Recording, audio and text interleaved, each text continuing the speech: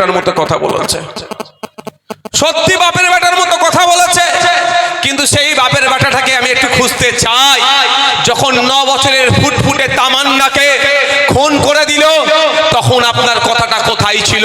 মুখে কি তখন লিকোপ্লাস্ট বা স্যালোটেপ লাগিয়ে রেখেছিলেন?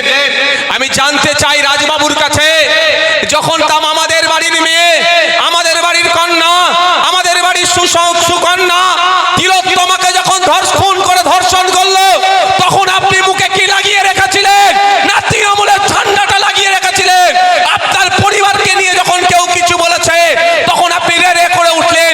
তিলোত্তমা আমার বাড়ির মেয়ে, তাকে যখন খুন করেছিল আপনি চুপ করেছিলেন কেন? এই প্রশ্নটাও আপনার কাছ থেকে জানতে চাই।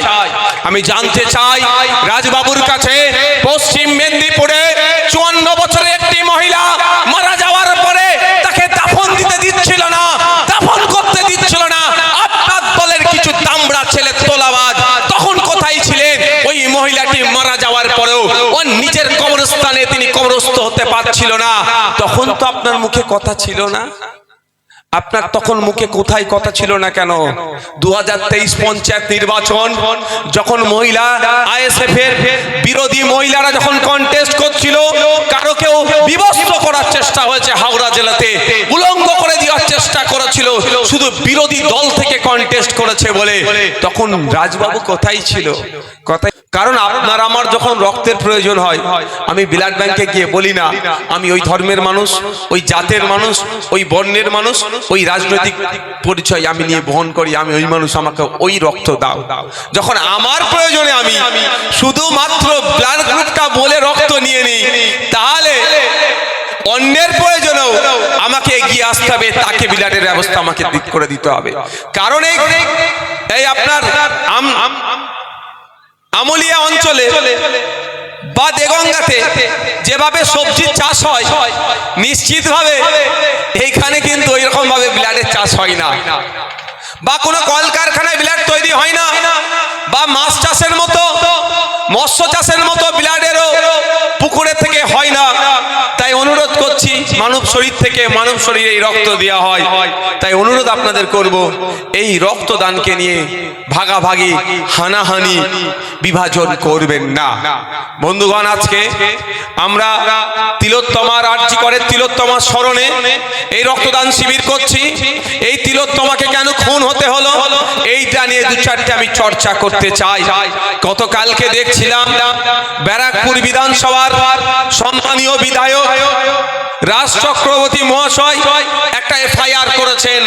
তিনি বলেছেন এফআইআর করে তার শুধু স্ত্রী নয়, কোনো মেয়ের সম্পর্কে যদি কোনো এই ধরনের কথা বলা হয় তার জিভ টেনে ছিঁড়ে নেবে।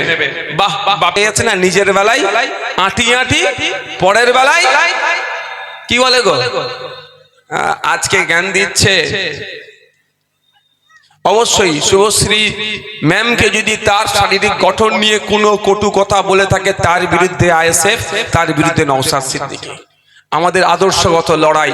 কারো শরীরের গঠন দেখিয়ে, কারো চুল বড়, কারো চুল ছোট, কারো চোখ একটা বড়, একটা চোখ খারাপ, উনি আমাদের লড়াই ছিল না, আছে না, আগামী দিনে থাকবে। আমাদের লড়াইটা হচ্ছে আদর্শের লড়াই। কি কি কমিটমেন্ট করেছো, কি কি তুমি দিতে পারোনি, এই লড়াই আমাদের।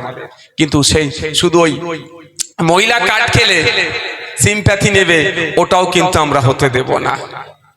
আমরা আমাদের সমাজে নারী পুরুষকে আলাদাভাবে দেখি না, সমান অধিকার হিসাবে আমরা প্রতিষ্ঠিত করতে চাই। দেখ বন্ধুগণ, এই তিলোত্তমাকে কেন খুন করেছিল আপনারা জানেন? আমি আপনাদের একটা জিনিস ক্লিয়ার করে যাই। তিলোত্তমাকে আগে খুন করেছিল, পরে ধর্ষণ করানো হয়েছিল। এটা মাথায় থাকবে তো? কি বললাম? আগে খুন হয়েছে, তারপরে ধর্ষণ করানো হয়েছে। কারণ স্বাভাবিক, যদি কোনো একটা লাশ, এই কদিন আগেই তো হয়েছিল দেগঙ্গাতে, একটি ছেলেকে খুন করেছিল না, পারিবারিক একটু অশান্তি, সব এইসবটা নিয়ে খুন হওয়ার সাথে সাথে আমরা কি বলি বলুন তো, কি কারণে খুন হয়েছে, তাই না? ইনভেস্টিগেশন অফিসারও আগে ওটা খুঁজে বার করে।